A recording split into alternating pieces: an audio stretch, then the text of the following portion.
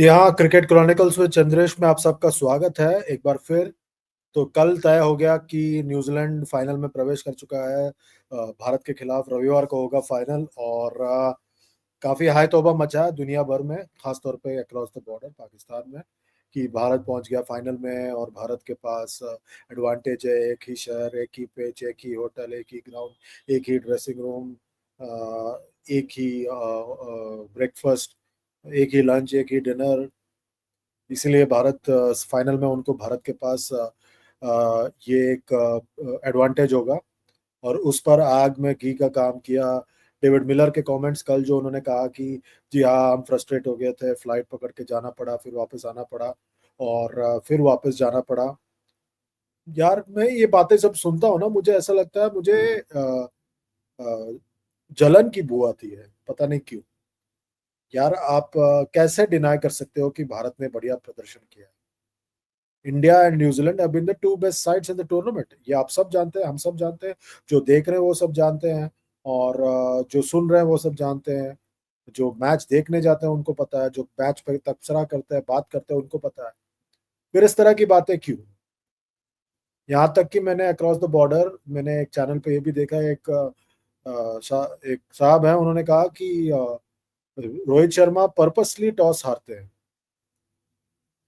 कोई इंसान purposely toss कैसे हार सकता है, ये मुझे पता नहीं।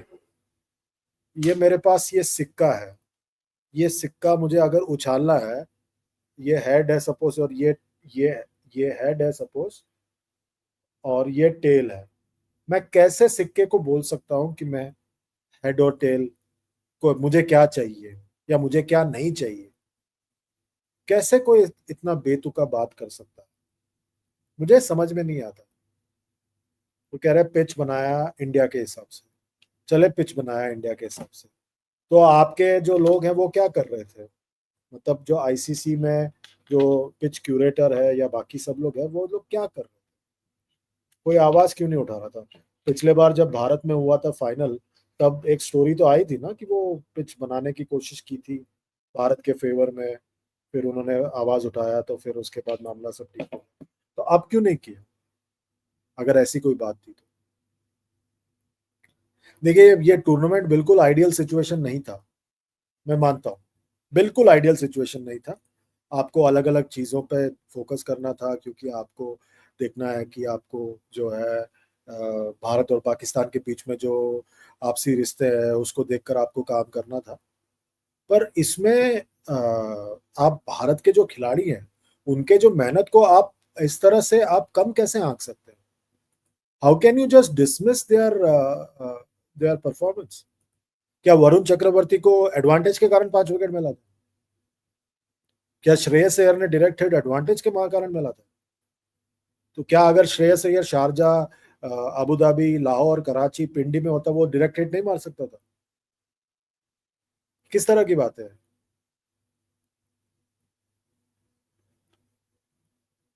खिलाड़ियों ने नहीं कहा ना कि उनको ये इस तरह का चाहिए।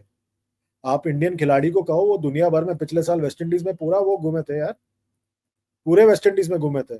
सिर्फ फर्स्ट स्टेज में जो है वो न्यूयॉर्क में 2-3 मुकाबला था उनका, उसके बाद उनका अलग अगला मुकाबला कहीं और था, फिर उसके बाद वेस्ट इंडीज में घूमे वो। कभी उन्होंने कहा कि हमको ट्रैवल करना पड़ रहा है इतना ज्यादा? ये सब भूल जाते हैं कि 2007 के वर्ल्ड कप में, ओडीआई वर्ल्ड कप में, वेस्ट इंडीज में 4 ग्रुप थे, चारों ग्रुप एक ही जगह पर बेस थे। तो क्या तब हम मान लें कि वो बेनिफिट था? जैसे पाकिस्तान वाला ग्रुप जो जमैका में था, भारत का group port of Spain, Trinidad and Tobago में था, ऐसे दीगर जगह पे थे लोग। तो क्या सब लोग अलग अलग ग्रुप को एडवांटेज था? ऐसा था तो इंडिया और पाकिस्तान पहले राउंड में कैसे बाहर हो गया? एक ही वेन्यू पे 3 मैच खेला था ना दोनों ने। 2013 के विमेंस वर्ल्ड कप में पाकिस्तान की टीम कटक में बेस थी, सारे लोग जा रहे थे कटक, पाकिस्तान की विमेंस टीम एक ही जगह पर थी। इस बार अगर वुमेन्स ओडीआई वर्ल्ड कप में पाकिस्तान क्वालिफाई कर गया, जो भारत में होना है, उनके मुकाबले तो भारत के बाहर ही होंगे ना, तब भी उनको खेलने के लिए लोग बाहर आएंगे ना, तब एडवांटेज नहीं होगा? एडवांटेज सिर्फ अब है।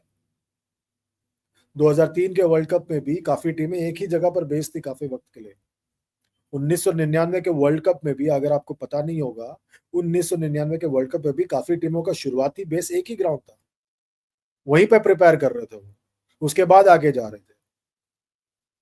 तो क्या वो एडवांटेज था? 2013 और 2017 के चैंपियंस ट्रॉफी में भी 2017 में दो ही ग्राउंड पे खेला भारत, तो क्या वो एडवांटेज था? 2013 के चैंपियंस ट्रॉफी में सिर्फ तीन ग्राउंड पे मैच हुआ था, तो क्या वो एडवांटेज था जो भारत जीता था?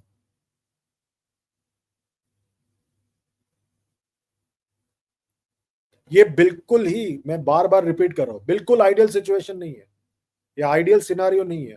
और मैंने सबसे पहले कहा था 2021-22 में जब ये टूर्नामेंट एलोकेट हुआ था, तब सबको आवाज उठाना था और कहना था कि भाई ये टूर्नामेंट पाकिस्तान में अगर हुआ तो इंडियन टीम नहीं जाएगी। और जब एलोकेट कर रहे थे, तब भी आपको as a ICC executive board ये पूछना चाहिए था, भारत आप जाओगे पाकिस्तान? पाकिस्तान क्या आप भारत को होस्ट कर पाओगे?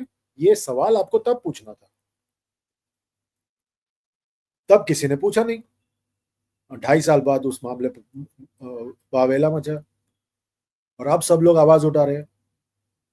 बाकी जो खिलाड़ी, फॉर्मर प्लेयर, करंट प्लेयर, ये लोग सब क्या कर रहे थे तभी? उनके बोर्ड, जो बोर्ड वाले थे, वो बोर्ड में बैठे थे आईसीसी के, तब उन्होंने सवाल क्यों नहीं उठाया? एक कलेक्टिव डिसीजन मेकिंग होता है ना, तब चुप क्यों बैठे थे? आवाज उठाओ यार। लो जी, वो शमी ने कह दिया कि वो, जी हाँ एडवांटेज तो है एक ही जगह पे। बिल्कुल एडवांटेज तो है, किसने कहा नहीं है? किस बात के लिए आप ये कर रहे हो, डिनाई कर रहे हो? बिल्कुल है एडवांटेज। पर ये क्या आज पता था लोगों को या कल पता था लोगों को? जब ये टूर्नामेंट अनाउंस हुआ था तभी पता चल गया था ना। तब किसी ने क्यों कुछ नहीं कहा, मेरा ये कहना है। तो भारत के हेड कोच गंभीर साहब ने बिल्कुल सही कहा, वहां पे कोई ट्रेनिंग नहीं होता, ट्रेनिंग होता आईसीसी एकेडमी में, जो वहां से 1-1.5 किलोमीटर की दूरी पे है। तो किस तरह से एडवांटेज हुआ वो? और एकेडमी में मैं आईसीसी में काम कर चुका हूँ, उस एकेडमी में अलग अलग किस्म के पिचेस हैं, तो किस तरह से एडवांटेज हुआ बताइए सब? क्यों एडवांटेज है?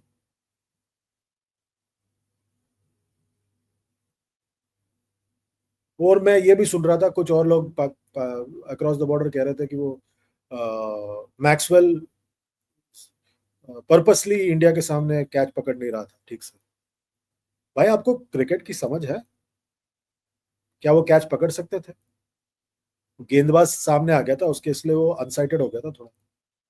टू से कि वो, मतलब वो इसी तरह खेलता है इंडिया के सामने, क्योंकि आईपीएल का कॉन्ट्रैक्ट है।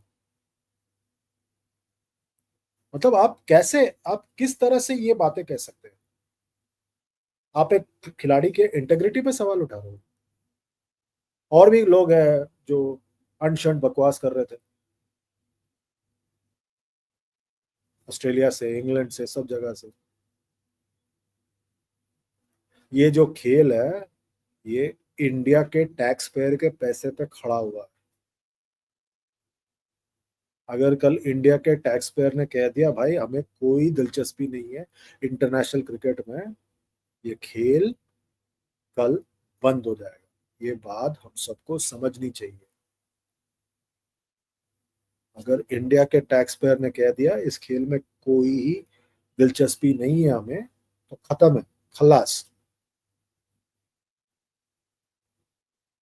सिर्फ आईपीएल चलेगा। और आईपीएल के जो मालिक, टीम के मालिक हैं, दुनिया भर में जो जो लीग है उनके पास, वो सब वही चलाएंगे फिर। और ये होने वाला है, आपके और मैंने ना चाहते हुए भी या चाहते हुए भी ये होगा। तब ये जो बवाल आप लोग सब मचा रहे हो, तब कोई नहीं देखेगा। ये जो मुंह खोलना है, आपके जो बोर्ड में जो अधिकारी है, आईसीसी के बोर्ड में जो लोग आपके रिप्रेजेंटेटिव जाते हैं ना, तब उनको मुंह खोल के बोलना पड़ेगा। अभी इस वक्त आप एक टीम के परफॉर्मेंस को अंडरमाइन कर रहे हो, कम आंक रहे हो। मुझे पता है रविवार को जब इंडिया और न्यूजीलैंड का फाइनल होगा, सारे एक तरफ हो जाएंगे और कहेंगे कि इंडिया को हारना चाहिए, क्योंकि वो उनके हिसाब से पोएटिक जस्टिस होगा। रोहित शर्मा, विराट कोहली, शुभमन गिल, श्रेयस अय्यर, केएल राहुल, हार्दिक पांड्या, रविंद्र जडेजा, अक्षर पटेल, वरुण चक्रवर्ती, कुलदीप यादव, मोहम्मद शमी और हर्षित राणा, अर्शदीप सिंह और बाकी जो भी जितने भी खिलाड़ी हैं, क्या आपको लगता है कि उनको इस लेवल तक फिक्स करना पड़ेगा to make it to win the trophy? क्या ये टीम आपको नाम सुनते लगता नहीं कि उनमें वो काबिलियत है कि वो टूर्नामेंट जीत सके अपने बलबूते पर?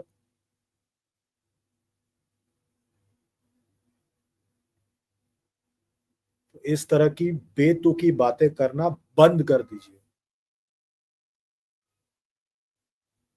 रविवार को मैच होगा, तब आपसे फिर मुलाकात करेंगे, उसके पहले भी मुलाकात करेंगे, कल भी मुलाकात करेंगे, परसों भी मुलाकात करेंगे। इसी तरह चैनल को सपोर्ट करते रहिए, लाइक कीजिए, शेयर कीजिए, सब्सक्राइब कीजिए और नोटिफिकेशन की जो बेल है उसे बजाते रहिए और हमारे इस चैनल को और आगे बढ़ाने में बहुत ज्यादा मदद कीजिए। अभी के लिए बस इतना ही। Good night, goodbye and God bless.